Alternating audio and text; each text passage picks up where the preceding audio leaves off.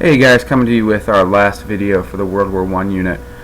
We are looking at the end of the war today. And in fact, our central question for this video is, how did the war come to an end? Alright, so, where we left off last video. Germany, or the Central Powers, and the Allies, minus the United States, are caught in a stalemate thanks to this tactic of trench warfare. And neither side's winning for about 3 or 4 years. Then Germany makes a fatal mistake. Fatal mistakes, I should say. They sink the Lusitania, killing several, or at least 100 of United States citizens, and they write the Zimmerman note, or Zimmerman telegram. With those two actions, Germany essentially gets the United States involved in this war. Remember, the U.S.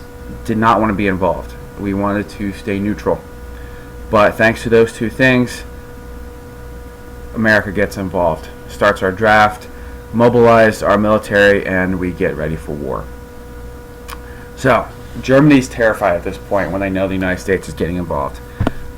They know that Germany knows that it's now or never. If they don't win the war now, they're not going to win.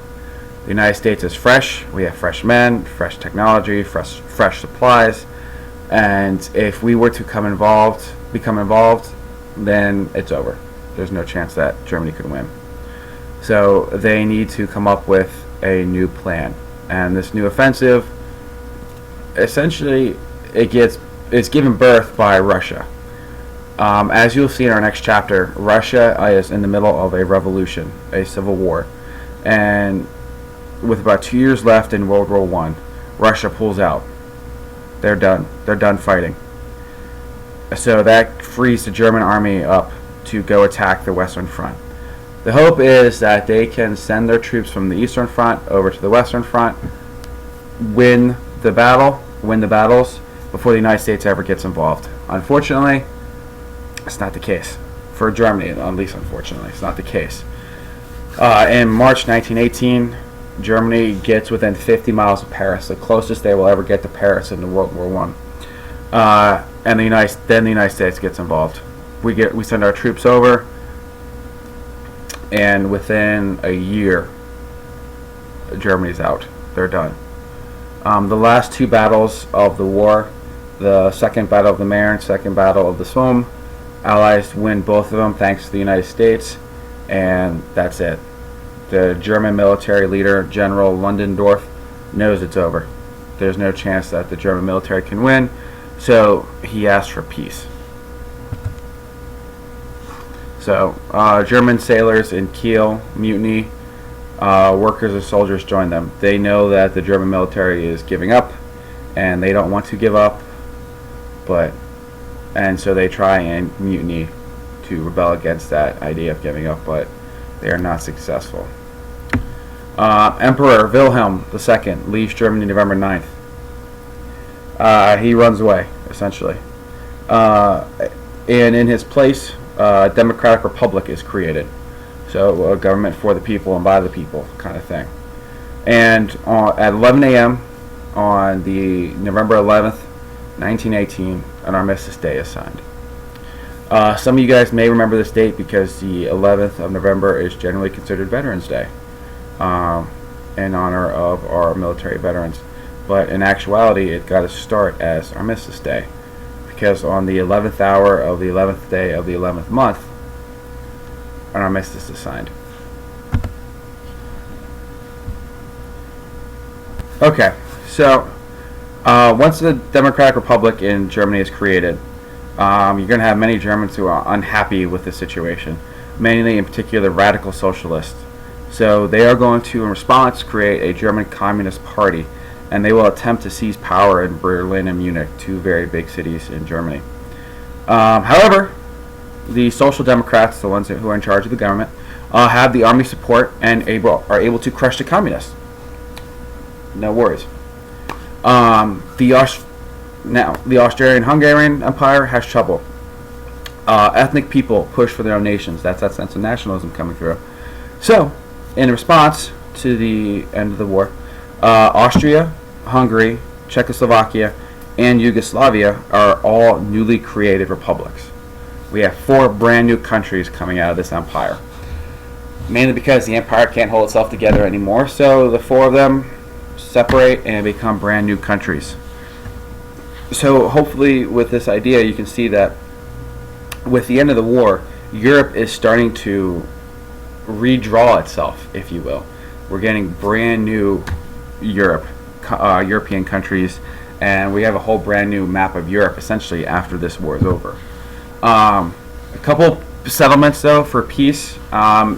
Once again, I'm sure you guys talked about this in U.S. history class, so I'm not going to go too much over it. But Wilson, since the United States helped win the war, Woodrow Wilson, our president, gets a pretty decent say into how the war comes to an end.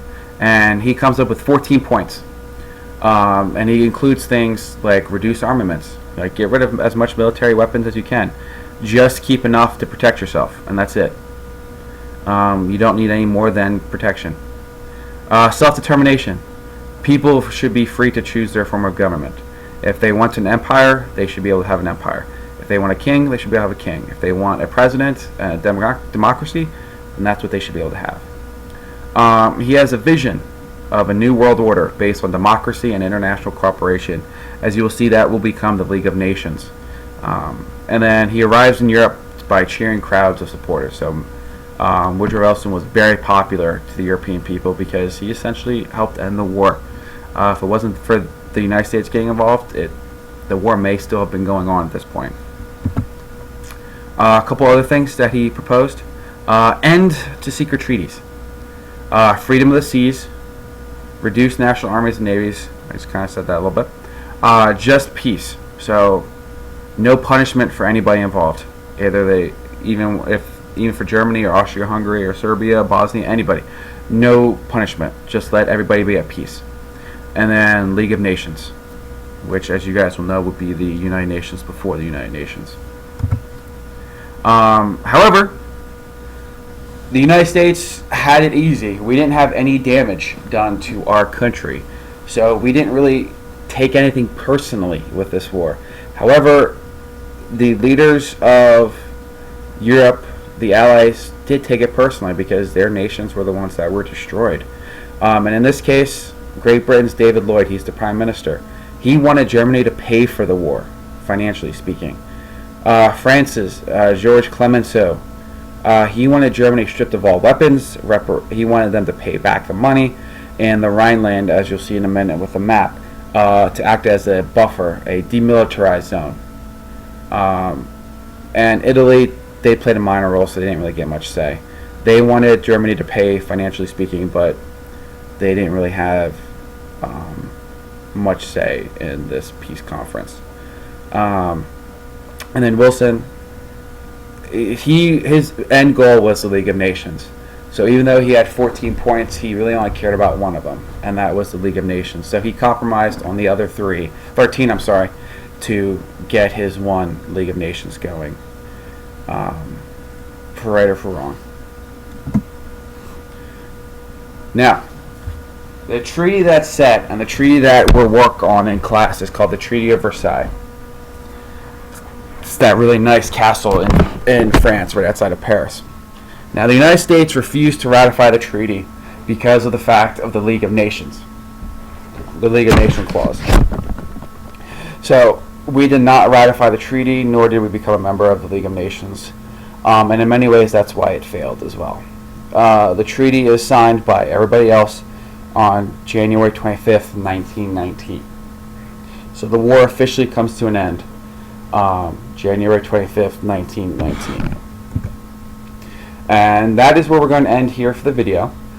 We will do a couple more slides either tomorrow or the next day in class to help finish us off with the end of the World War. So until next time, guys, I'll see you later.